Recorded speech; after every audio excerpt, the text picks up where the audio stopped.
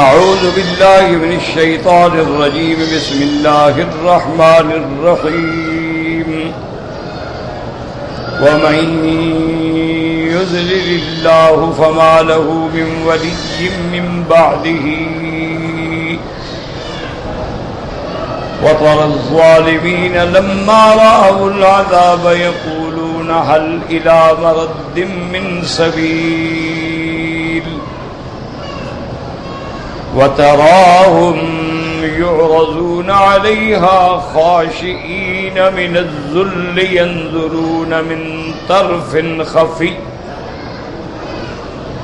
وقال الذين آمنوا إن الخاسرين الذين خسروا أنفسهم وأهليهم وقال الذين آمنوا إن الخاسرين الذين خسروا أنفسهم وأهليهم يوم القيامة ألا إن الظالمين في عذاب مقيم وما كان لهم من أولياء ينصرونهم من دون الله ومن يضلل الله فما له من سبيل. قال المؤلف والمفسر رحمه الله تعالى أدام النفع بعلومه وعلومكم في الدارين آمين. إلى أن قال يقول تعالى مخبرا عن نفسه الكريمة أنه ما شاء كان ولا راد له وما لم يشاء لم يكن فلا موجد له وأنه من هداه فلا مضل له ومن يضلله فلا هادي له.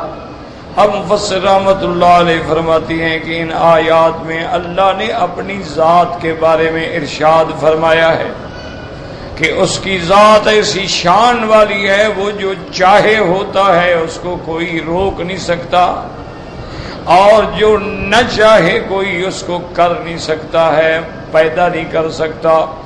جیسے کہ میرے آقا رحمت دو عالم صلی اللہ علیہ وسلم ہر نماز کے بعد یہ دعا مانگتے تھے، اللہم لا مانع لما اعطیت ولا معطی لما منعت ولا راد لما قضیت ولا ينفع ذا الجد منک الجد. کہ یا اللہ لا مانع لما، اگر آپ دینا چاہیں تو کوئی روک نہیں سکتا، اور آپ روکنا چاہیں تو کوئی دے نہیں سکتا. حضور ہر نماز کے بعد دعا فرماتے. اور کبھی کبھی تو حضور پاک صلی اللہ علیہ وسلم نے، صحابہ کہتے ہیں کہ ایک دفعہ ہم نے سنا جب آپ رکوع سے کھڑے ہوئے تو جہاں آپ نے فرمایا سمع اللہ لمن حمدہ ربنا لک الحمد حمدا کثیرا طیبا مبارکا کما یحب ربنا ویرضا، اور اس کے بعد حضور نے فرمایا اللہم لک الحمد ملء السماوات والارض وما بینہما اللہم لک الحمد بما شئت احق ما قال العبد وکلنا لک عبد اللہم لا مانع لما اعطیت ولا معطی لما منعت ولا ينفع ذا الجد منک الجد. یعنی نفل نماز ہو تو پھر آدمی جتنا اللہ کی تسبیحات زیادہ کرے اتنا فائدہ ہوتا ہے، کیونکہ فرائض جو ہے نا وہ جماعت ہوتی ہے اور لاکھوں بندے ہوتے ہیں، اس میں تو پھر رعایت کرنی ہوتی ہے نا کہ نماز تخفیف سے پڑھائی جائے تاکہ کسی پہ بھار نہ گزرے، کسی کو تکلیف نہ ہو. کوئی بیمار ہے، کوئی معذور ہے، کسی کا بچہ رو رہا ہے، کسی کا بچہ چیخ رہا ہے تو امام کو رعایت کرنی پڑتی. اس لیے حکم ہے کہ من اما منکم فلیخفف، جو امام بنے وہ تخفیف سے نماز پڑھائے تاکہ کسی کو تکلیف نہ ہو. لیکن جب آدمی خود علیحدہ کھڑا ہے، تہجد ہے، اشراق ہے، ضحیٰ ہے، نفل پڑھ رہا ہے، اس کی مرضی ہے جتنا مرضی ہے لمبا کرے. ضروری تو نہیں ہے کہ سبحان رب الاعلیٰ 3 دفعہ کہے، 21 دفعہ کہے، 1000 دفعہ کہے، یہ تو نفل نماز. تو اس لیے حضور ہمیشہ یہ دعا فرماتے تھے کہ اللہم لا مانع لما اعطیت، اسی طرح اور روایات میں آتا ہے کہ ما شاء اللہ یکن وما لم یشاء لم یکن لا حول ولا قوت الا باللہ العلی العظیم. پہلے بڑے بڑے جو بزرگ گزرے ہیں نا، وہ لوگ جب تنگ کرتے تھے وہ یہی لکھ کے دیتے تھے، کہتے ہیں طویل لکھ دو، یہ لکھ دو، تو یہی لکھے ما شاء اللہ یکن وما لم یشاء لم یکن لا حول ولا قوت الا باللہ العلی العظیم. کیونکہ وہ تمام جو ہے نا شرکیہ اور شرک کی کلام والے، وہ تو بالاتفاق حرام ہیں، اس کو تو آدمی کو دور بھاگنا چاہیے، ان کے بعض کلمات شرک تک چلے جاتے ہیں. اسی طرح کہتے ہیں حضرت مرزا بدہر جان جانا رحمت اللہ علیہ، ان کو لوگ آگے تنگ کرتے، حضرت توحید دیں فلاں حضرت لکھ دیتے. تو ایک دن کسی کو خیال آیا کہ یار دیکھیں تو صحیح کیا لکھتے ہیں، کام تو ہو جاتا ہے. تو اس نے دیکھا تو لکھا تھا کہ ہر شکند او کند بندہ عاجز شکند. اس میں لکھا تھا مولا جو کچھ کرتے ہیں آپ کرتے ہیں، ہم کیا کر سکتے ہیں. بس یہ تویز تھا. لکھا ہر چکند او کند بندہ عاجز چکند. اسی طرح واقعات ہے کہ ایک بزرگ کی خدمت میں ایک آدمی آیا کہ حضرت طویل، نے کہا خدا کے بندے میں طویل شریف نہیں لکھتا ہوں، بس قرآن شریف بتا دیا، آیت بتا دی، کوئی دعا بتا دی. اس نے جب تنگ کر لیا نا تو حضرت نے لکھ دیا. وہ گیا، اللہ کی قدرت ہے، اس کا کام بھی ہو گیا. اب اس کو بھی پھر شبہ ہو گیا کہ یار کام ہو گیا، طویل تو دیکھیں نا آگے ہم سیکھ جائیں گے، ہم بھی لوگوں کو دیا کریں گے. تو اس نے کھول کے دیکھا تو لکھا تھا کہ یا اللہ میں کچھ جانتا نہیں اور تیرا بندہ مانتا نہیں، آگے تیری مرضی ہے. یا اللہ مجھے تو طویل لکھنا آتا نہیں، یہ تیرا بندہ ہے، یہ مانتا نہیں. میں کہتا ہوں بھائی میں نہیں لکھنا جانے کا، نہیں لکھے تو یا اللہ میں تو کچھ جانتا نہیں اور تیرا بندہ مانتا نہیں، آگے تیری مرضی، تم جانو، تمہارا کام جانے، جو چاہے گا اللہ وہی ہوگا. یاد رکھو یہ تو صرف اسباب ہیں، ورنہ اصل ذات تو اسی کی. اس لیے فرماتے ہیں کہ میری شان یہ ہے میں جو چاہوں کوئی روک نہیں سکتا اور مجھے روکوں تو کوئی دے نہیں سکتا، اور جس کو میں ہدایت دوں اس کو کوئی گمراہ نہیں کر سکتا، اور جس کو میں گمراہ کروں اس کو کوئی ہدایت نہیں دے سکتا. اللہ تبارک و تعالی ہدایت دینے پہ آتے ہیں تو دیکھ لیا آپ نے سرکار دو عالم کے ارد گرد کوئی حبش سے آ رہا ہے، کوئی فارس سے آ رہا ہے، کوئی روم سے آ رہا ہے، ساری دنیا سے کھچ کے لوگ آ رہے ہیں. لیکن مکے والے جو ہیں، قریب جو ہیں، قبیلے والے جو ہیں، قریش جو ہیں، سب محروم ہیں الا من ہداہ اللہ. جیسے اللہ فرماتے ہیں وَمَن يُضْلِلْ فَلَن تَجِدَ لَهُ وَلِيًّا مُرْشِدًا. جس کو اللہ گمراہ کرے کوئی نہیں مددگار، راستہ دکھانے والا. ثم قال عز وجل مخبرا عن الظالمین وهم المشركون باللہ. اب اس کے بعد اللہ خبر دیتے ہیں ظالموں کے بارے میں. ظالموں سے مراد کون ہے؟ یعنی مشرک. یاد رکھو کہ مشرک کو ظالم بھی کہا جاتا ہے. کیا معنی؟ اصل میں ظلم کا معنی یہ ہے کہ وضع الشیء فی غیر محلہ. اب دیکھو نا، اس کا مقام ہے کہ آپ آنکھوں پہ لگائیں، اب کوئی جوتے میں رکھ لے تو یہ ظلم ہے کہ جو چیز جس کام کے لیے بنی تھی اس میں استعمال نہ کرنا، یہ ہے ظلم. تو اللہ نے ہمیں اپنی عبادت کے لیے بنایا تھا، ہم نے جب غیروں کو سجدہ کیا تو ظالم بن گئے. اسی لیے قرآن ظالمین بھی کہتا ہے، مشرکین بھی کہتا ہے، کافرین بھی کہتا ہے، فاسقین بھی کہتا ہے، مجرمین بھی کہتا ہے. کیوں؟ انہوں نے گناہ بھی کیا، حد بھی توڑی اور جرم بھی کیا ہے اور ظلم بھی کیا ہے کہ اللہ تبارک و تعالیٰ نے یہ پیشانی بنائی تھی کہ اس کے آگے جھکے. جب یہ غیر کے آگے جھکی تو وضع الشیء فی غیر محلہ، یہ ظلم ہو گیا. ہمیشہ یاد رکھیں. اس لیے قرآن کہتا ہے ظالمین. مراد کون ہے؟ مشرک. اللہ نے فرمایا وَتَرَى الظَّالِمِينَ لَمَّا رَأَوُا الْعَذَابَ. آپ جب دیکھیں گے ان مشرکوں کو، جب یہ عذاب کو اپنی آنکھوں سے دیکھیں گے قیامت والے دن، یاد رکھو یہ سب قیامت میں ہوگا، لیکن اللہ جانتے ہیں کہ اس وقت کیا ہوگا، کیسے ہوگا، اس لیے پہلے بتا دیا ہے. ورنہ یہ سارے واقعات قیامت میں پیش آئیں گے، لیکن قیامت کے احوال چونکہ اللہ کے سامنے ہیں اس لیے اللہ نے بتا دیا کہ میرا مدنی اب جو اکڑ رہے ہیں نا، ان کا دیکھنا پھر قیامت میں کیا حال ہوگا. وَتَرَى الظَّالِمِينَ لَمَّا رَأَوُا الْعَذَابَ، اور آپ دیکھیں گے مشرکون کو جب وہ عذاب کو دیکھیں گے تو یقولون هل إِلَى مَرَدٍ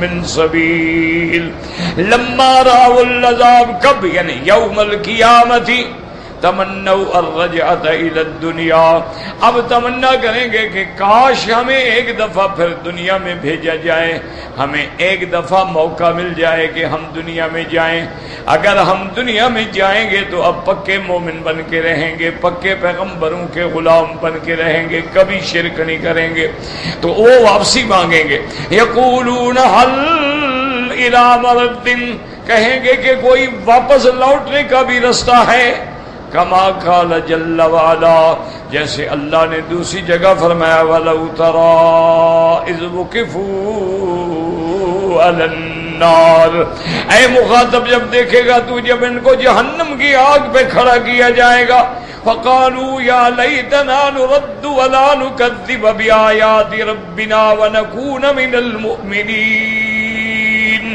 اس وقت چیخیں گے کہ ہائے کاش، یا لیتنا نرد، ہمیں لوٹایا جائے دنیا میں، ولا نکذب بآیات ربنا، اب اگر ہمیں دنیا میں بھیجا جائے ہم کبھی اللہ کی آیات کی تکذیب نہیں کریں گے، ہم ہوں گے ایمان لانے والے، بل بدا لهم ما كانوا يخفون من قبل وَلَوْ رُدُّوا لَعَادُوهُ لِمَا نُهُوا عَنْهُ وَإِنَّهُمْ لَكَاذِبُونَ، اللہ نے فرمایا اب ظاہر ہو گیا جو چھپاتے تھے، لیکن میں تو علام الغیوب ہوں، میں جانتا ہوں، میں قادر ہوں، ان کو اگر میں دنیا میں دوبارہ بھیج دوں تو یہ پھر بھی شرک کریں گے اور پھر بھی کفر کریں گے، کیوں؟ یہ مشرکین کی عادت ہے، جیسے قرآن کہتا ہے فَإِذَا رَكِبُوا فِي الْفُلْكِ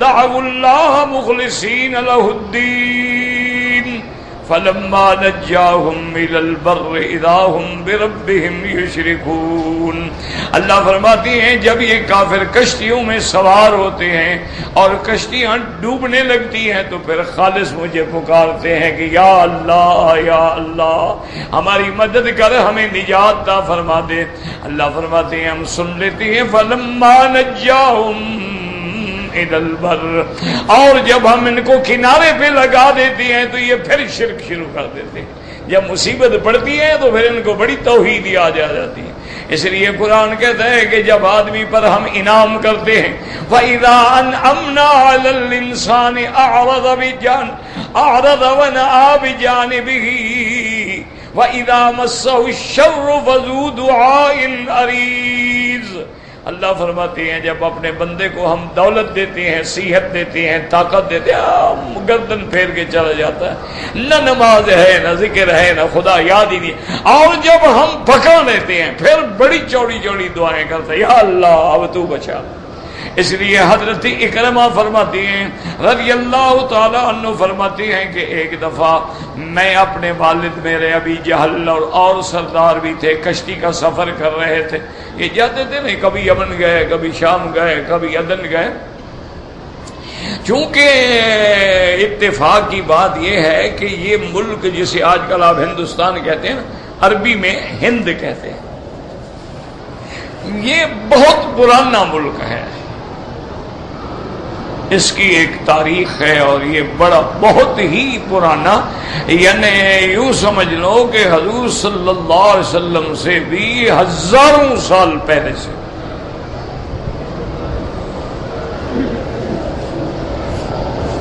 اور اللہ کی شان دیکھیں کہ یہ ہند جو ہے نا، اس میں جو قومیں آباد ہیں ادھر فارس ہے، ایران، ادھر ہند ہے، وہی آرین نسل جو تھی وہ وہاں گئی،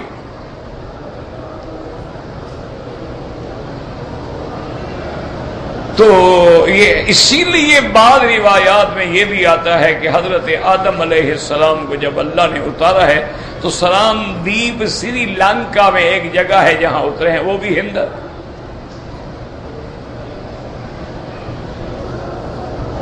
اور خدا کی قدرت یہ ہے کہ اگر کوئی عالم محنت کرے نا تو اس قوم پہ محنت ہو سکتی ہے۔ یہ بہت پرانی قوم ہے ہندو، اور دیکھیں حضرت نوح علیہ السلام کے زمانے سے بت پرستی شروع ہوئی، اور پھر بڑھتی گئی بڑھتی گئی بڑھتی گئی۔ میرے آقا کے زمانے میں بت پرستی انتہا پہ پہنچ گئی کہ کعبہ شریف میں 360 بت رکھے تھے۔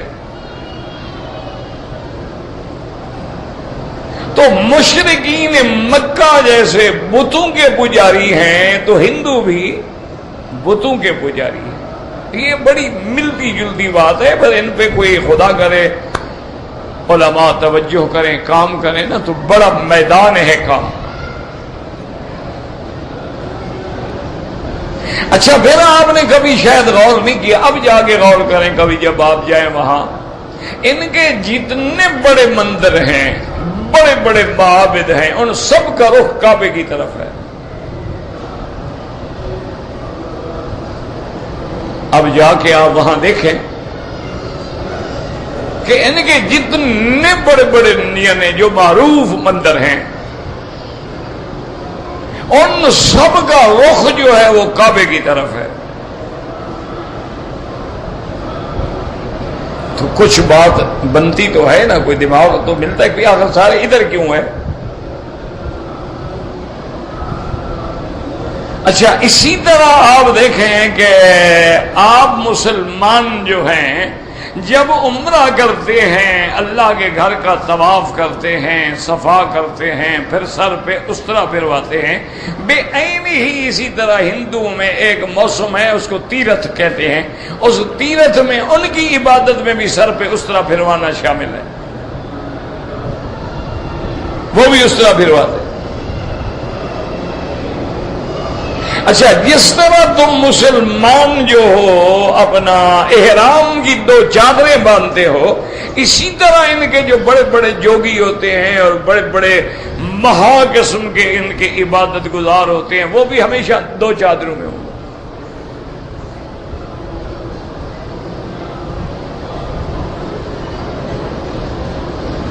یعنی بہت ساری چیزیں جو ہیں، میں نے پہلے بھی شاید بتایا تھا کہ ایک دفعہ میں حیدرآباد میں گیا، حیدرآباد دکن، تو وہاں ایک بہت بڑی تاریخی مسجد ہے جس کا نام مکہ مسجد ہے، بڑی عظیم الشان مسجد ہے، اس زمانے کے نظام بادشاہ نے بنوائی تھی، جیسے آپ کے ہاں بادشاہی مسجد ہے، پھر بادشاہوں کے تو مساجد بھی اسی طرح ہوتے ہیں۔ تو وہاں ایک جلسہ تھا، کانفرنس تھی ایک، تو ہم جب جا رہے تھے تو میں مسافر تھا، نیا آدمی تھا، تو میری گاڑی والے میرے دوست جو تھے نا مجھے بتا رہے تھے اب ہم یہاں سے گزر رہے ہیں، اب یہ جناب 4 مینار آ گئے ہیں، یہ 4 مینار کا علاقہ مشہور ہے، اب جناب یہ مدینہ منزل ہے جہاں حج ان کا حج ہاؤس ہے، حاجی ٹھہرتے ہیں پھر حج پہ روانہ ہوتے ہیں، اسی طرح سب بتا رہے تھے۔ اچھا اور دیوالی کی رات تھی، ہر جگہ دیے جل رہے تھے، گھروں پر، دیواروں پر، گلیوں میں، دکانوں میں، سڑکوں میں، اور یعنی لاکھوں کی تعداد۔ یہ کیا ہے؟ انہوں نے کہا یہ دیوالی مناتے ہیں، دیے جلا۔ اچھا آگے آئے تو مسجد کا نام بھی مکہ مسجد۔ تو معن اللہ نے میرے دماغ میں خیال ڈالا تو میں نے تقریر میں بتایا، میں نے کہا بھی اصل بات یہ ہے کہ اللہ اس بادشاہ پہ رحمتیں فرمائے جس نے اس شہر کو بنایا ہے، اس نے اپنا عقیدہ تمہیں بتلایا ہے کہ بھئی 4 مینار بنا کے اشارہ کیا کہ ہم خلفائے راشدین ابو بکر، عمر، عثمان و علی کے ماننے والے ہیں، ورنہ 6 مینار بنا دیتا، 3 بنا دیتا، 5 بنا دیتا تو پنجتن بن جاتا، لیکن اس نے 4 جو آخر بنائے ہیں۔ میں نے کہا یہ اشارہ ہے، اور پھر مکہ منزل ہے، مسجد ہے، مدینہ منزل ہے، تو اس نے یہ بھی بتلا دیا کہ ہمارا مرکز اسلام جو ہے وہ مکہ مدینہ ہے۔ اس نے اپنی قوم کو، اپنے اس علاقے کو، اس صوبے کو، اس ریاست کے مسلمانوں کو بتلایا ہے کہ ہمارا یہ عقیدہ ہے۔ اور میں نے کہا یہ دیوالی میں نے دیکھی ہے، اگر روشنی مقصود ہو تو آج کل آپ نے یہ نہیں دیکھا سرچ لائٹ، ایک 4 لائٹیں لگی ہیں پورا حرم روشن ہو گیا۔ اگر ان کو روشنی کرنی ہو تو یہ تو سرچ لائٹ لگا دیں۔ یہ چھوٹے چھوٹے دیے پھر ان میں گھی ڈال رہے ہیں، کبھی تیل ڈال رہے ہیں، پھر کپڑے کی اور کپاس کی ان کے اندر بتیاں بنا رہے ہیں، پھر ان کو جلا رہے ہیں۔ یہ آخر کیا بات ہے؟ میں نے کہا اس کی وجہ یہ ہے کہ ان کو بھی نور کی تلاش ہے، یہ نور ڈھونڈ رہے ہیں بیچارے، اور نور کا ان کو پتہ نہیں، وہ باہر سے نہیں ملتا، وہ اندر سے ملتا ہے۔ اس کا نام نور ایمان ہے کہ اللہ ولی الذین آمنوا یخرجہم من الظلمات الی النور، اللہ مومنوں کا دوست ہے جو ان کو اندھیروں سے نکال کے نور ایمان کی طرف لاتا ہے۔ والذین کفروا اولیاؤہم الطاغوت یخرجونہم من النور الى الظلمات، اور جو کافر ہیں ان کا دوست شیطان ہے جو ان کو روشنی سے نکال کے اندھیرے میں لے جاتا ہے۔ میں نے کہا ان بیچاروں کو بھی اصل میں نور کی تلاش ہے، لیکن یہ سمجھ رہے ہیں کہ جتنے دیے زیادہ جلائیں گے تو نور مل جائے گا۔ نور تو کلمہ پڑھنے سے ملے گا۔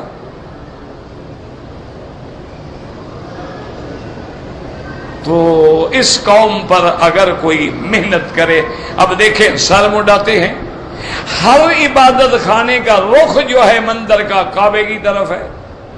جیسے آپ احرام باندھتے ہیں وہ بھی وہ جو بھی ان کے 2 چادریں باندھتے ہیں، بلکہ ان کی تو عورتوں نے اسی احرام کی شکل کو ساڑی بنا دیا نا، ایک ہی کپڑے میں لپٹی ہوئی ہے۔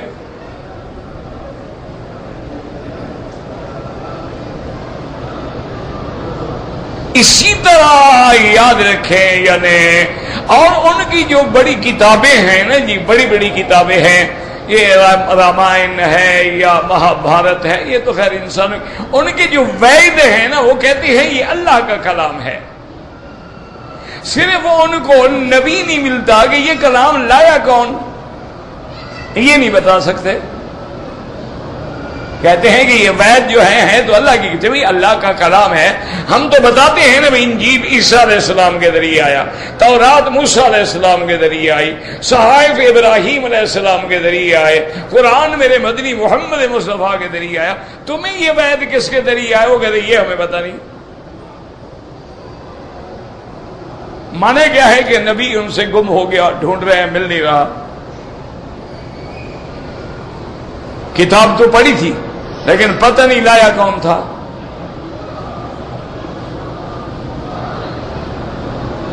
اسی طرح جب آپ ان کے ویدوں میں دیکھیں نا، اس میں ان کے سنسکرت میں ایکم دعا نسیتم، کیا مانا کہ لا الہ الا اللہ، خدا ایک ہے، اس کا کوئی شریک نہیں،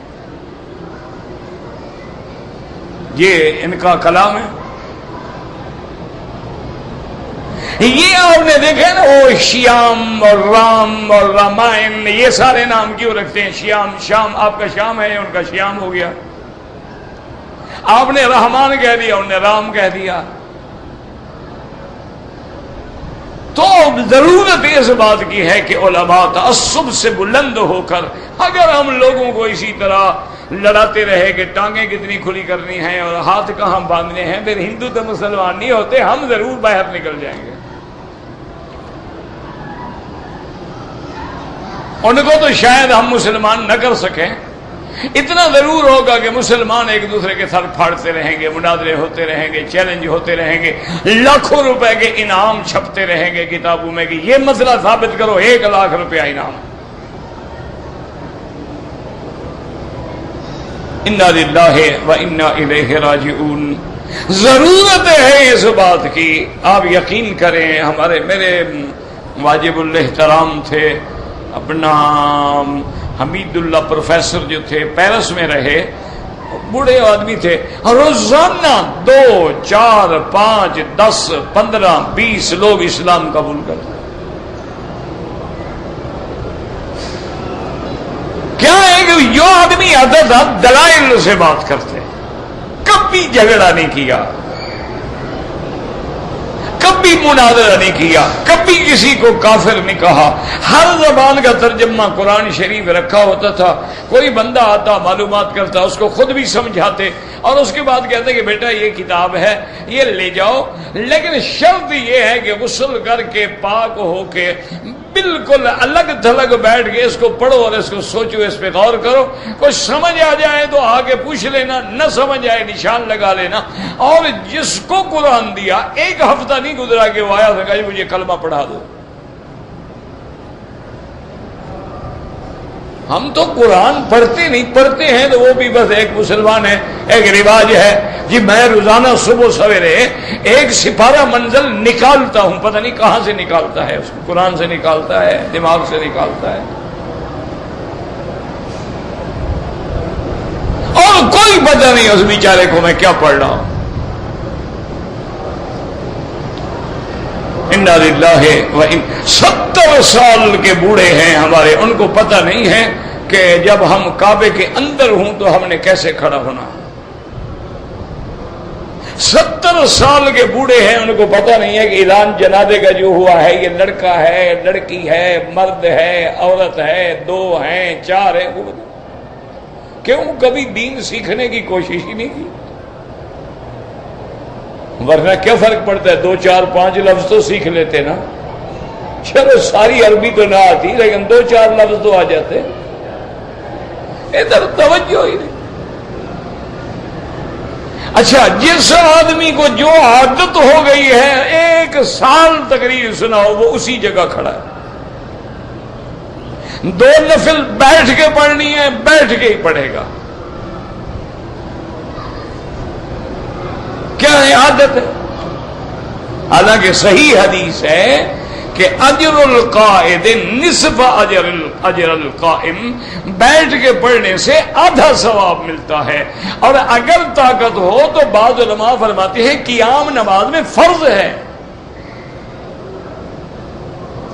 اسی لیے علماء فرماتے ہیں ہوائی جہاز ہے، ٹرین ہے، گاڑی ہے، اگر کھڑے ہونے کا امکان ہے تو کھڑے ہو کے نماز پڑھو، ہاں امکان نہیں ہے کہ گر جاؤں گا تو بیٹھ جاؤ۔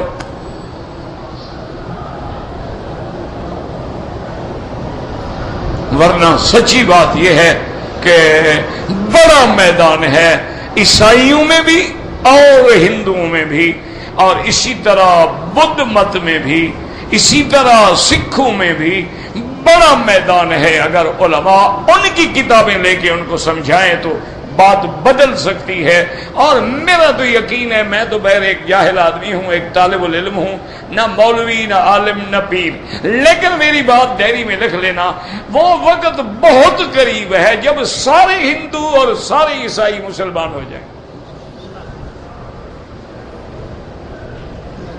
یہ بات میری کہیں ڈائری میں لکھ کے رکھ لینا، انسان ہے، آیا آج آیا نہ آیا، موت آئی حیات کیا پتہ کب مر جائیں گے، لیکن ایک وقت آئے گا جب تمہیں یاد آئے،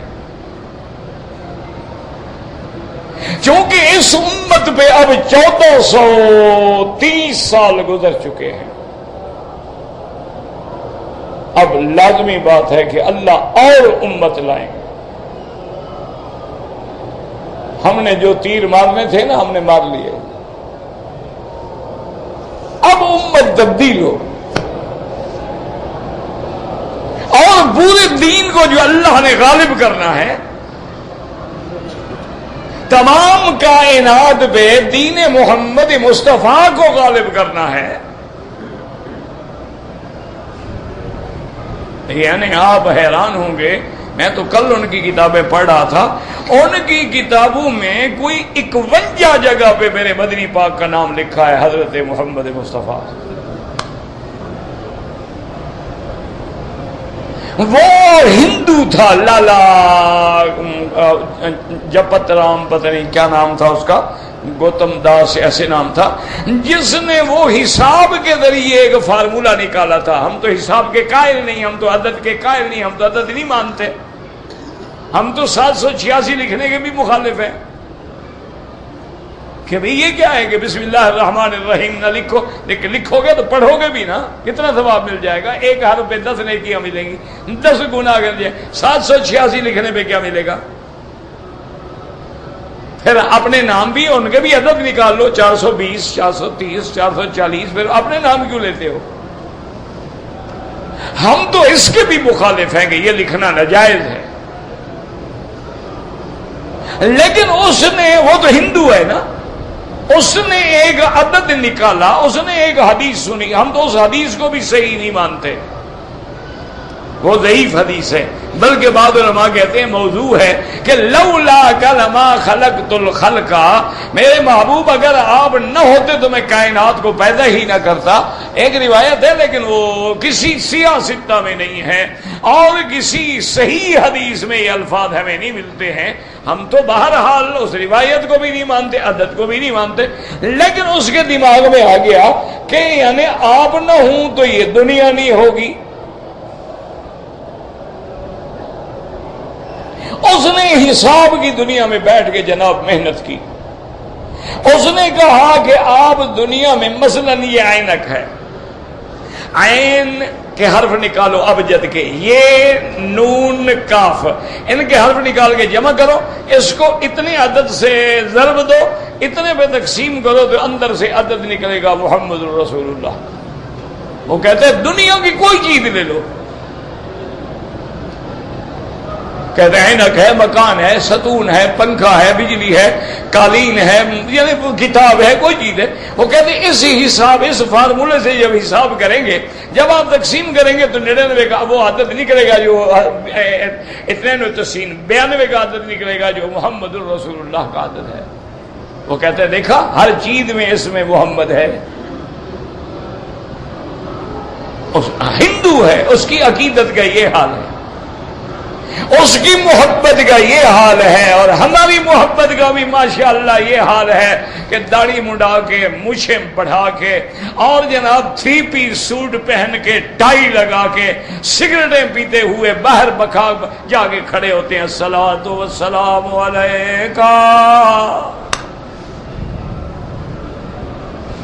کچھ تو شرم کرو یار، اس سے تو بہتر ہے کہ نہ جاؤ،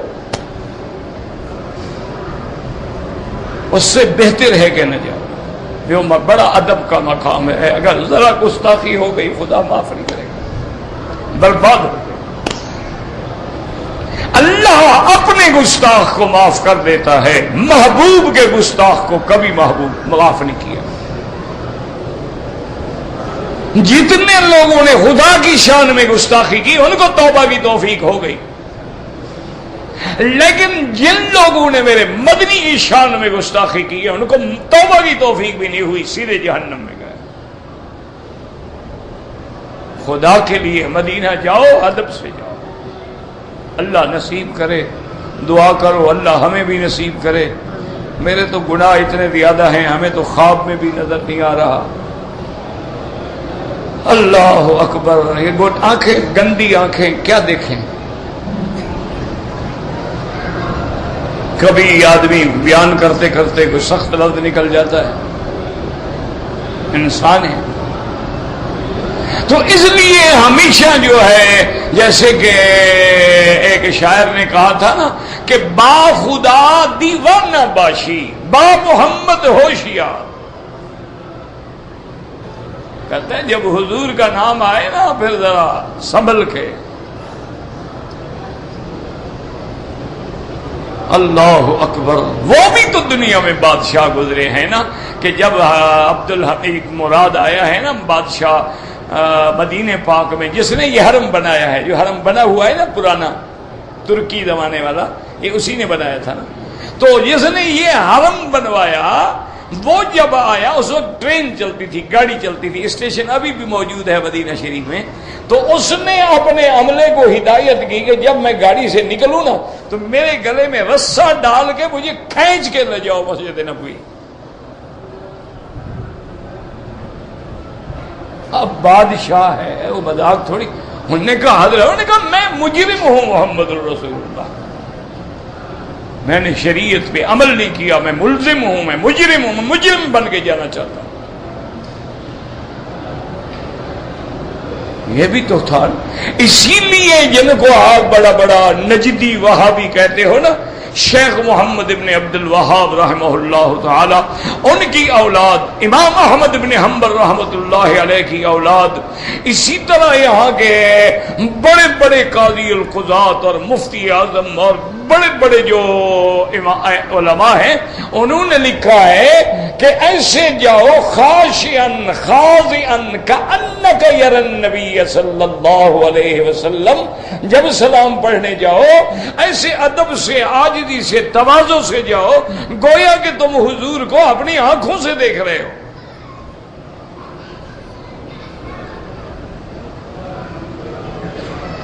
اسی لیے صحابہ کہتے ہیں نا، ہم حضور کے سامنے ایسے بیٹھے ہوتے تھے کأنما علی رؤوسنا الطیور، گویا ہمارے سروں پہ پرندہ بیٹھا ہو نا، اس کو بھی پتہ نہیں لگے گا کہ یہ ستون ہے یا بندہ ہے، حرکت ہی نہیں ہوتی تھی، مجالے حرکت کریں۔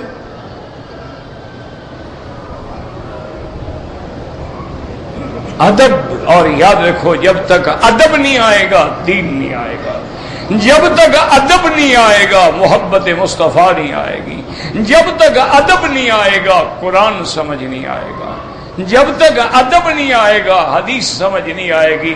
دعویٰ کرنا حدیث شریف میں، حدیث شریف میں، حدیث ایسے نہیں سمجھ آتی۔ بے عشق محمد جو محدث ہیں جہاں میں آتا ہے بخار، ان کو بخاری نہیں آتی، ان کو بخار تو آ سکتا ہے، بخاری شریف نہیں، بخاری تو عاشق رسول کو آئے گی نا، جس کے دل میں عشق ہے محمد کا صلی اللہ علیہ وسلم۔ جنون دیکھو نا صحابہ کا کتنا عشق ہے، وہ کہتے ہیں حضور پاک کے 13 بال مبارک یہاں سفید ہوئے تھے، یعنی ایک ایک بال بھی گنا ہوا ہے۔ حضور پاک نے قسم کھا لی نا 1 مہینے کے لیے میں بیویوں کے پاس نہیں آؤں گا، تو سب سے پہلے جب حضور بی بی عائشہ کے گھر میں آئے تو سب سے پہلی بات جو بی بی عائشہ نے کہا یا رسول اللہ آج تو 29واں دن ہے، آپ نے تو مہینے کی قسم کھائی تھی۔ کیا مطلب؟ معنی یہ ہے کہ سب سے پہلے اللہ کے نبی کی قسم کا خیال ہے کہ قسم غلط نہ ہو جائے، نبی کی قسم ہے۔ اور دوسرا یہ بھی اشارہ کر دیا کہ محبوب میں تو فراق میں دن بھی گن رہی ہوں، آج تو 29واں دن ہے۔ حضور نے فرمایا عائشہ تجھے پتہ نہیں کبھی مہینہ 29 کا ہوتا ہے کبھی 30 کا ہوتا ہے، یہ مہینہ ہی 29 کا ہے، میری قسم ٹھیک ہے۔ اللہ اکبر، یہ ہے نا ادب کہ اتنا پیار ہے، اتنی محبت ہے، حضور کے لیے تڑپ ہے۔ عائشہ رو لیکن شریعت مقدم ہے کہ یا رسول اللہ مہینہ تو پورا نہیں ہوا، 29 دن ہے۔ حضور نے فرمایا اللہ کی بندی مہینہ کبھی 29 کا بھی ہوتا ہے، اور حدیث میں آتا ہے کہ حضور نے باقاعدہ یوں سمجھایا، شوف زی زی زی 30 ہو گئے نا، پھر زی زی زی 29 ہوتے ہیں، حضور نے گن کے بھی سمجھایا۔ اللہ اکبر، دعا کرو اللہ ہم سب کو حضور کی محبت بھی دے اور حضور کا ادب بھی دے، اور سرکار دو عالم کی سیرت اور صورت پہ چلنے کی توفیق بھی دے۔ دعا کرو جتنے میرے بھائی میرے عزیز عمرے پہ آئے ہیں، جب یہ واپس اپنے ملکوں میں جائیں تو ان کے چہرے پہ نور ایمان ہو اور نور سنت محمد مصطفیٰ، ورنہ جیسے آئے ویسے چلے گئے، بدھو گھر کو لوٹ آئے تو کیا ہو گیا؟ مگر عمرے کا کیا فائدہ ہے کہ نہ تم بدلے، وہ کہتے ہیں نا زمین بدلی زماں بدلا، مکین بدلی مکان بدلا، نہ تو بدلا نہ میں بدلا، تو پھر بدلا تو کیا بدلا؟ تو کچھ بھی نہیں ہے، باقی تمہاری مرضی ہے بھائی، ہم تو ادنا سے سپاہی ہیں، چیختے رہتے ہیں، لیکن یہ بات میری لکھ لینا کہ وہ دن بالکل قریب ہے کہ لِيُظْهِرَهُ عَلَى الدِّينِ كُلِّهِ وَكَفَى بِاللَّهِ شَهِيدًا۔ اللہ نے فرمایا میرا مدنی آپ کے دین کو سب پہ غالب کر دوں گا، اور میں اس بات کا گواہ ہوں اور میری گواہی کافی ہے۔ وہ وقت آ رہا ہے جب پورے عالم پہ صرف ایک پرچم لہرائے گا، محمد الرسول اللہ۔ یہ کافر ایسے نہیں لڑ رہے میرے بھائی، تم تو ماشاءاللہ شام کو پیپسی کا 1.5 لیٹر کی بوتل پی کے سو جاؤ گے نا، تمہیں کیا فکر ہے؟ یہ ایسے نہیں لڑ رہے، ان کو تو پتہ ہے کہ ہم تو اتنے نکمے ہیں کہ یہ قمیض کا بٹن بھی نہیں بنا سکتے ہیں، کپڑا بھی نہیں بنا سکتے ہیں، مشین بھی نہیں بنا سکتے ہیں، ہم تو کھانے کا پیزا اٹالین پراٹھا بھی نہیں بنا سکتے ہیں، ہم تو کنگ برگر بھی نہیں بنا سکتے ہیں، ہم تو پین کیک کے ناشتے بھی نہیں بنا سکتے ہیں، ہم تو جناب یہ مچھلیاں اور یہ سینڈوچ جو ہیں اور یہ جو بڑے بڑے گمبریاں ہیں، ان کو شراب اور وائن کے تڑکے لگا کر ہم مسلمانوں کو نہیں کھلا سکتے ہیں۔ ہم تو اتنے نالائق ہیں، پانی ان کا پیتے ہیں، روٹی ان کی کھاتے ہیں، گندم ان سے منگواتے ہیں، اسلحہ ان سے لیتے ہیں، پیسے ان سے لیتے ہیں، خیرات ان سے لیتے ہیں۔ ہم لڑیں گے؟ مٹی لڑو گے یار۔ لیکن وہ کیوں لڑیں؟ ان کو تو پتہ ہے کہ مسلمان بیکار ہے، کچھ بھی نہیں، یہ قوم تو مر گئی، ختم ہو گئی، ان کی تو کوئی حیثیت ہی نہیں ہے۔ یہ تو ہندو کے آگے بھی لمبے بڑھ جاتے ہیں۔ کوئی تاریخ ہے کہ 90,000 آدمی مسلمان مسلح اور ٹرینڈ اور قیدی بن جائے؟ کوئی تاریخ ہے انسانیت میں ایسی مثال ہے؟ حضرت آدم سے لے کر اس وقت تک ہمارا حال، وہ لڑ اس لیے رہے، انہوں نے کتابیں پڑھی ہوئی ہیں، ان کو پتہ ہے کہ وہ وقت قریب آ گیا جب اسلام غالب ہوگا۔ وہ کہتے ہیں چلو غالب ہونے سے پہلے جتنا رگڑا ان کا کر سکتے وہ تو کرو، آنا تو انہوں نے اوپر ہے۔ ان کو پتہ ہے، انہوں نے تاریخ پڑھی ہے، ان کو جناب انتظار ہے، ان تو کتابیں لکھ پڑی ہیں، ان کو مانتے ہیں یہ ساری باتیں۔ یہ تو ہم ہیں نا کہ قرآن شریف ہے، جب بندہ مر جائے گا نا لے آئیں گے مولوی صاحب کو، ماشاءاللہ اوپر سے گھما دے گا، اندر ہے نہیں، اوپر سے قرآن فائدہ دے رہا ہے۔ او اللہ کے بندے نا، ایمان سے کہو، اگر تمہیں ڈاکٹر کیپسول لکھ دے کہ بھئی تمہارے اندر انفیکشن ہے، یہ کیپسول ہیں 3 دفعہ تم نے لینے ہیں، تم ان کیپسولوں کو اپنے اوپر یوں گھما گھما کے جیب میں ڈال لو، فائدہ ہو جائے گا؟ اس کا فائدہ نہیں ہوتا تو اس کا فائدہ کیسے ہو جائے گا جناب؟ اچھا کیپسول تو وقت پہ کھا لو، لیکن اس نے کہا تھا خبردار گوشت نہیں کھانا، ٹھنڈا پانی نہیں پینا، اچار نہیں کھانا۔ آپ ادھر سے گولی بھی کھا لیں اور ادھر سے 1.5 کلو بھنا ہوا گوشت بھی کھا لیں، قرآن بھی پڑھ لیں، داڑیاں بھی منڈوا لیں، قرآن بھی پڑھ لیں، جھوٹ بھی بول لیں، قرآن بھی پڑھ لیں، زنا بھی کر لیں، قرآن بھی پڑھ لیں، شام کو ڈش پہ بھی بیٹھ جائیں، قرآن بھی پڑھ لیں، کعبے میں کھڑے ہو کے لوگوں کے فوٹو بھی بنائیں، مٹی کا فائدہ ہوگا یار۔ بہرحال ہم تو چیختے چیختے مر جائیں گے، باقی تمہاری مرضی ہے، تم نے نہ پہلے مانا ہے نہ اب مانو گے، لیکن ہمارا ثواب کہیں نہیں گیا انشاءاللہ۔ اس لیے اللہ فرماتے وَلَوْ تَرَىٰ إِذْ وُقِفُوا عَلَى النَّارِ فَقَالُوا يَا لَيْتَنَا نُرَدُّ وَلَا نُكَذِّبَ بِآيَاتِ رَبِّنَا وَنَكُونَ مِنَ الْمُؤْمِنِينَ بَلْ بَدَا لَهُم مَّا كَانُوا يُخْفُونَ مِن قَبْلُ وَلَوْ رُدُّوا لَعَادُوا لِمَا نُهُوا عَنْهُ وَإِنَّهُمْ لَكَاذِبُونَ۔ حضرت اکرمہ فرماتی ہیں ہم کشتی میں بیٹھے ہیں، کشتی ڈوبنے لگی تو سارے لات عزا منات حبل سب کو پکارتے رہے۔ اب جب طوفان نے گھیرا ڈالا، یقین ہو گیا کہ کشتی ڈوب جائے گی، اب سب کہنے لگے کہ یا رب محمد، محمد مصطفیٰ کا خدا ہمیں بچا۔ اکرمہ فرماتی ہیں دخل الاسلام فی قلبی، اسلام میرے دل میں داخل ہو گیا، لیکن یہ میری بدقسمتی ہے کہ میں نے مسلمان ہونے میں وقت ضائع کیا، فتح مکہ پہ مسلمان ہوا، ورنہ میرے دل میں آ گیا تھا کہ جب ڈوبتے ہو تو پھر محمد مصطفیٰ کا خدا بچاتا ہے، اور جب کنارے پہ آ جاتے ہو تو پھر جناب تمہارے اپنے خدا کام آتے ہیں۔ اچھا لیکن ایک بات یاد رکھنا، میری باتیں تمہیں کڑوی تو لگیں گی، پر اصولی بات ہے جب اندر صفرا ہو تو کڑوا تو لگتا ہے، اس لیے مجھے کبھی تکلیف نہیں ہوتی۔ بڑے لوگ مجھے گالیاں بھی دیتے ہیں، مجھے کچھ نہیں، مجھے ہم گالیاں دیتے ہیں، وہاں میرے لاکھوں مہربان ہیں، میرے لیے دعائیں بھی کرتے ہیں۔ لیکن ایک بات یاد رکھو، قرآن ہے کہ کافر جب ڈوبنے لگتا ہے کس کو پکارتا ہے؟ ہاں جی، دیکھو مکے میں بیٹھے ہو، کعبہ شریف سامنے، سیدھی بات کرو، کافر قرآن میں ہے، یہ مولوی مکی کا مسئلہ نہیں، قرآن کہہ رہا ہے کہ جب مشرکین کافر کشتی میں ڈوبنے لگتے ہیں کس کو پکارتے ہیں؟ اللہ۔ اور ہمارے جب ڈوبنے لگتے ہیں یہ کس کو پکارتے ہیں؟ پیر بہاول حق بیڑا دھک۔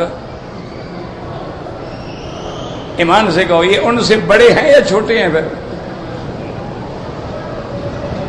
یہ فیصلہ گھر میں کرنا۔ یہ کیا کہتے ہیں؟ بگرداد بلا افتاد کشتی، مدد کن یا معین الدین چشتی۔ یہ کہتے ہیں اب کشتی ہماری گرداب میں آئے، معین الدین مدد کر۔ یہ اس وقت بھی خدا کو نہیں پکارتے جب ابو جہل پکارتا تھا۔ اب یہ خود فیصلہ کرو یہ کون سی بلا ہے؟ اس لیے حضرت شاہ ولی اللہ نے ایک خیال لکھا ہے، وہ کہتے ہیں اللہ تو قادر ہے نا، اگر اللہ آج حضور کے صحابہ کو دوبارہ قبروں سے کھڑا کر دے اور وہ ہم لوگوں کو دیکھے، وہ کہیں گے یار یہ مسلمان تو نہیں، پتہ نہیں کون ہے۔ اگر وہ ہمارا حال دیکھیں کہ ہم نے ایک کعبے کے بجائے ہزاروں مزارات بنائی ہیں، اللہ کا طواف ایک گھر پہ ہوتا ہے اور پیروں کا طواف ہزاروں مقام پہ ہوتا ہے۔ اللہ نے فرمایا حج کی بکری حرم میں ذبح کرو، ہم نے ہر مزار پہ اٹا گھٹا چڑھایا۔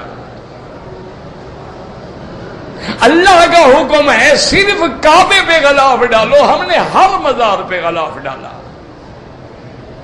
اللہ کا حکم ہے کہ ملتزم پہ کھڑے ہو کے پکڑ کے اللہ سے دعا مانگو، ہم نے ہر پیر کی مزار پہ کھڑے ہو کے اس کے دروازوں کو پکڑ کے باقاعدہ دعائیں کی ہیں، چادریں چڑھائی ہیں، سونے کے دروازے لگائے ہیں، عرق گلاب سے باقاعدہ غسل دیتے ہیں، اور وہ غسل ہاتھوں کو لگا کے پھر چہرے کو لگا لیتے ہیں۔ اب فیصلہ تم کرنا بھائی، مولوی مکی کیا فیصلہ کرے؟ تم فیصلہ کرنا کہ ہمارا حال کیا ہے۔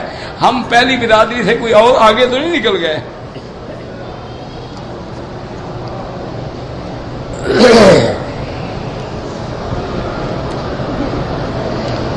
رفع یدین جو ہے کس امام کے نزدیک؟ امام احمد بن حنبل رحمت اللہ علیہ کے نزدیک رفع یدین ہے، اہل حدیث علماء بھی کرتے ہیں، ہمیں تو کوئی جھگڑا نہیں، جھگڑا تو وہ کرتے ہیں بلا وجہ۔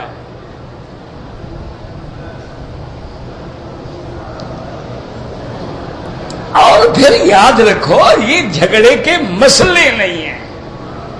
سرکار دو عالم نے جہاں نماز سکھلائی ہے، الف سے لے کر حضور نے آخر تک نماز سکھلائی کہ جب امام اذا کبرا، جب تکبیر کہے تم تکبیر کہو، جب امام پڑھے تم چپ رہو، جب امام رکوع میں جائے تم رکوع میں جاؤ، جب امام سمع اللہ لمن حمدہ کہے تو تم ربنا لک الحمد کہو، جب امام سجدہ کرے تم سجدے میں جاؤ، جب امام سلام پھیرے تو تم سلام پھیرو۔ یہ ساری چیز تو سکھائی ہے، یہ تمہارا مسئلہ کیوں نہیں سکھایا؟ کیا وجہ؟ اور اسی طرح پھر مسلم شریف کے اندر باقاعدہ منع کی بھی حدیث ہے۔ میرے بھائی لڑائی نہ کیا کرو، جھگڑے نہ کیا کرو۔ تمام ائمہ اربعہ جو ہیں اللہ ان کی قبروں پہ کروڑوں رحمتیں کرے۔ ہم تو علماء اہل حدیث کے لیے بھی دعائیں کرتے ہیں، اور اللہ جو فوت ہو گئے ان کی قبروں پہ رحمتیں کرے۔ جھگڑوں میں نہ پڑو، یہ محدثین کا ایک انداز ہے۔ سنن النسائی کھول کے دیکھو، ابن ماجہ کھول کے دیکھو، ترمذی کھول کے دیکھو، پہلے باب باندھا ہے حدیثیں لائے ہیں رفع یدین کرنے کی، ان کے بعد باب باندھا ہے نہ کرنے کا اور حدیثیں لائے ہیں نہ کرنے کی۔ تو یہ محدثین کا قاعدہ ہے، جو بعد میں ذکر کریں دلیل ہوتی ہے کہ اب حکم وہی چلے گا، پہلا حکم ختم ہو گیا ہے۔ یہ گھر میں جا کے بالکل نہ لڑو۔ سنن نسائی اٹھا لو، ترمذی اٹھا لو، ابن ماجہ اٹھا لو، ان میں دیکھو یہی باب کھول کے کہ پہلے حدیث کون سی ہے بعد میں کون سی ہے۔ اب دیکھیں نا، پہلے حدیثیں ہیں کعبہ شریف کی طرف، مسجد اقصی کی طرف نماز پڑھنے کی، بعد میں حدیثیں آ رہی ہیں ساری کعبے کی طرف، معلوم ہوا کہ وہ پہلا حکم ختم ہو گیا۔ اسی طرح بخاری میں بھی حدیث موجود ہے، صحابہ کہتے ہیں ہم نے متع کیا، باقاعدہ حدیث ہے۔ ایک صحابی کہتے ہیں ہم دو آدمی تھے، ایک میرا ساتھی تھا، ایک میں تھا، ایک عورت کے لیے پاس گئے ہم متع کرنے کے لیے، میری چادر بڑی خوبصورت تھی، میں نے اس کو کہا کہ دیکھو ایک رات کے لیے متع کر لو، یہ چادر تمہیں دوں گا۔ تو میرا جو دوسرا ساتھی تھا اس نے کہا بھائی میرے پاس تو تھوڑے سے پیسے ہیں، چادر وادر بھی نہیں ہے، لیکن وہ صحابی کہتا ہے اس نے میری چادر قبول نہ کی، چونکہ میں بڈھا آدمی تھا، وہ نوجوان تھا نا، اس نے نوجوان سے متع کر لیا، میرے ساتھ نہیں کیا۔ تو یہ ساری موجود ہے، لیکن کب اس کے بعد حرام ہو گیا؟ تو پہلی حدیثیں ختم۔ اب کوئی آدمی وہ پہلی حدیث اٹھا کے دکھاتا رہتا ہے، اس کا کیا علاج ہے؟ وہ کہے کہ جناب متع دیکھو بخاری شریف میں، وہ بخاری شریف میں لکھا ہے، لیکن تو نہی آ گئی، حضور نے منع فرما دی۔ حضرت حمزہ شراب پی رہے ہیں اور حضرت علی کی اونٹنی کو ذبح کر کے کوہان کاٹ کے کباب بنوا رہے ہیں، نشے میں ہیں۔ اچھا حضور پاک جو تشریف لائے ڈانٹنے کے لیے، حضور نے فرمایا حمزہ یہ تم نے کیا کیا؟ علی کی اونٹنی کیوں ذبح کی؟ اچھا حل انتم الا عبید و آبائی، تم میرے باپ کے کوئی ملازم ہو، کیا کر رہے ہو؟ حضور نے فرمایا علی بتاؤ چاچا نشے میں ہے، میں کیا کروں؟ اس وقت اگر آج کوئی بخاری شریف کی یہ حدیث نکال کے دکھا دے گے، دیکھو جی لکھا ہوا ہے حضرت حمزہ شراب پیتے تھے، پھر شراب حلال ہو جائے گا۔ اب نہی آ گئی، حضور نے فرما دیا کل مسکر حرام، ہر نشہ آور چیز حرام ہے، قلیلہ و کثیرہ حرام، ایک قطرہ بھی حرام ہے، ایک لیٹر بھی حرام ہے، بات ختم ہو گئی۔ اس لیے خدا کے لیے لڑائی نہ کیا کرو، جھگڑے نہ کیا کرو، کوئی مسئلہ ہے ٹھنڈے دل سے بغیر کسی تعصب کے جا کے مثلاً کتاب الصلاۃ کھول لو۔ اچھا تم یہ جو مرد عورت کا جھگڑا ہے، یہ عورت مرد سجدہ کہتے ہیں، کتاب کھول لو، کتاب الصلاۃ کھول لو۔ اچھا اب اس میں آپ کے پاس سنن ترمذی ہے، نسائی ہے، ابن ماجہ ہے، سنن ابی داؤد ہے، مصنف عبد الرزاق ہے، مصنف ابن ابی شیبہ ہے، اسی طرح مسند امام احمد ہے۔ اس میں صرف وہ کتاب الصلاۃ والا باب پڑھتے جاؤ پڑھتے جاؤ پڑھتے جاؤ، جب ساری حدیثیں پڑھ لو نا، پھر آگے کہنا کہ امام ابو حنیفہ حدیث پہ عمل کرتا ہے یا اپنی بات پہ عمل کرتا ہے۔ خدا کے بندے جو حدیث پہ عمل نہ کرے وہ مسلمان کیسے ہوگا؟ جو اللہ کے نبی کے حدیث کے مقابلے میں اپنا قول لے آئے، نعوذ باللہ، وہ تو مسلمان نہیں رہے گا، چل جائے کوئی امام کہلائے۔ بس خدا کے لیے بغض دور کرو۔ حج عمرے کے دوران میں زیادہ خرچ کرنا گناہ ہے، بالکل غلط بات ہے، جتنا زیادہ خرچ کرو گے اتنا اللہ دے گا۔ غیر محرم کے ساتھ حج نہیں ہوتا، بالکل نہیں ہوتا، لیکن جو طواف میں ٹچ ہوتے ہیں تو آپ ٹچ نہ ہوا کریں نا جناب، آپ دور رہیں۔ کیوں ٹچ ہوتے ہو؟ ہم تو کبھی ٹچ نہیں ہوئے، تم کیوں ٹچ ہو جاتے ہو؟ نیت تمہاری خراب ہے، عورت کی نہیں۔ لوہا تو لوہا ہے نا، کھینچتا تو مقناطیس ہے نا۔ تمہاری نیت ٹھیک ہو، نظر نیچے ہو اور دل میں تصور ہو کہ اللہ کا گھر ہے، اگر میں نے کوئی گستاخی کی تو کہیں اللہ کا عذاب نہ آ جائے۔ مجال ہے کسی عورت کو تمہارا ہاتھ بھی لگے، اتفاق سے لگ جائے، سمجھو میری بیٹی ہے، میری ماں ہے، میری بہن ہے۔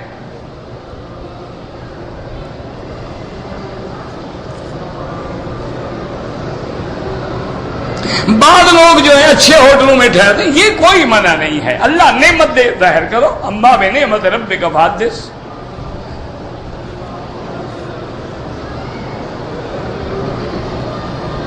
میں نے ایک کتاب پڑھی ہے کہ ایک عمرہ کر کے سب کو ثواب دے دیں، بہرحال میں نے نہیں پڑھی، آپ نے پڑھی ہے، آپ عمل کریں، ہم تو کبھی نہیں ناراض ہوتے، تو نفلی باتیں ہیں۔ میں نے 2 سال پہلے عمرہ کیا تھا، بال تھوڑے تھوڑے کٹائے تھے، جو ہو گیا اللہ قبول کرے اور اللہ معاف کرے۔ اب آئندہ جب بھی عمرہ کرو سر پہ اس طرح پھرواؤ، اگر بال بڑے ہیں تو چوتھا حصہ سارے سر کا بال کٹ جائیں۔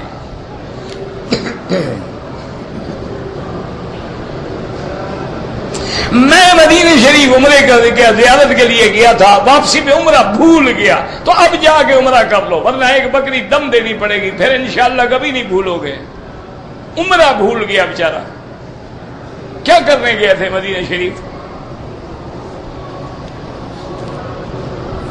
عورتیں جو مردوں میں گھس کے حجر اسود کو بوسہ دیتی ہیں بالکل حرام ہے، دور سے اشارہ کریں۔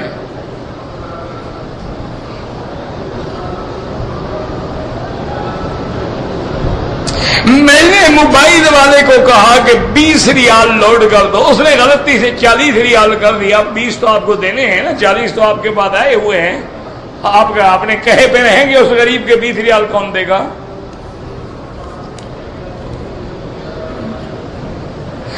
دیکھو بھائی، داڑھی منڈے کی نماز بھی ہوتی ہے، سب ہوتا ہے، لیکن ایسے لوگوں کو امام نہ بنایا کرو۔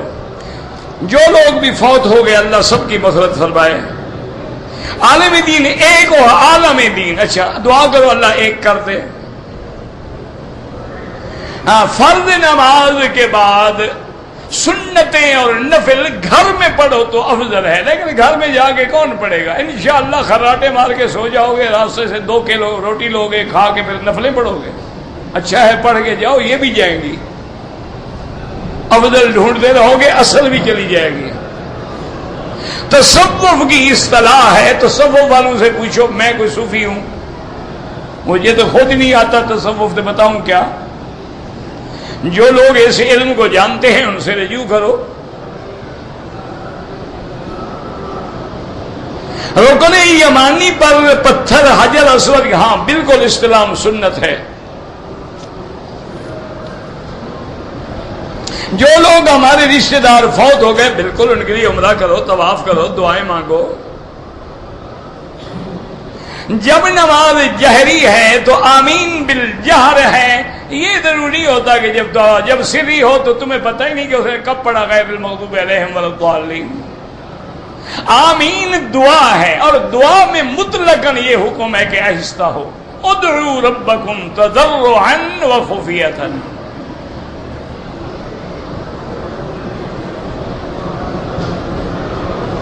امام کی آخری رکعت ہے، جب وہ سلام پھیرے، آپ کیوں سلام پھیریں؟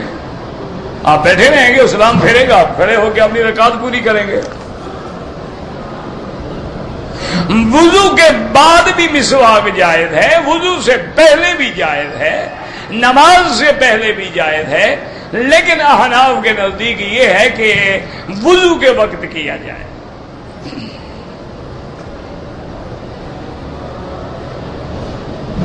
اگر کاروبار کے لیے آپ آئے ہیں، عمرہ نہیں کیا، پھر کوئی جرمانہ نہیں۔ میں نے عمرہ کیا، صفا مروہ نہیں کیا اور سر مڈوا دیا، ایک بکری دم پڑ گئی۔ آپ حدیث میں پڑھ لیں گے ابن مسعود رکوع کیسے کرتے تھے، آپ کو آتا ہے تو کر کے دکھا دو، سب سیکھ جائیں گے۔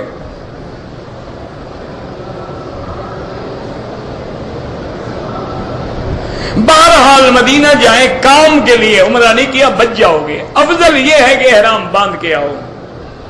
جنت البقیع کیوں کہتے ہیں؟ یعنی انشاءاللہ اس کے مردے جو ہیں اللہ جنت نصیب کریں گے۔ حدیث کا معنی نئی چیز، حدیث کا معنی کلام بھی ہے جو کسی کے منہ سے نکلا ہو۔ انگوٹھی پہننا سنت ہے، چاندی کی ہو۔ شیعہ کیوں آتا ہے تو آپ جا کے پوچھیں، جو ان کو آنے دیتے ہیں، میں کیا بتا سکتا ہوں۔ کتابوں میں اور پاسپورٹ میں مسلمان لکھا ہوتا ہے، کافر تو نہیں لکھا ہوتا۔ تو حکومتیں تو پاسپورٹ دیکھیں گی نا، قادیانی بھی مسلمان لکھوا کے آ جاتے ہیں۔ حج میں طواف الوداع واجب ہے، عمرے میں واجب نہیں، لیکن کرو بہتر ہے۔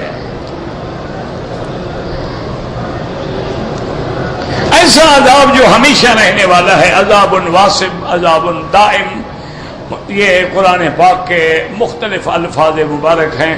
اللہ سے دعا کریں اللہ ہمیں عذاب سے بچائے، اللہ عالم اسلام کو عذاب سے بچا، یا اللہ پورے عالم اسلام کی حفاظت فرما، یا اللہ مسلمان جس ملک میں ہیں ان کی جان مال آبرو عزت کی حفاظت فرما، یا الہ العالمین یا ارحم الراحمین اس بلد الامین کو قیامت تک ہر فتنے سے محفوظ فرما.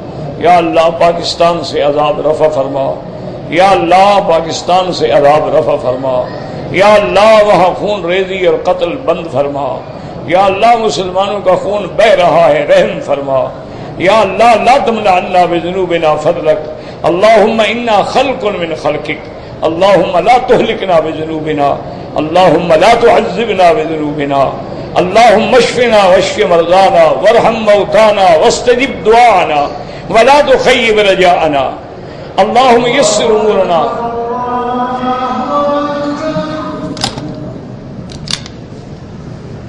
اللہ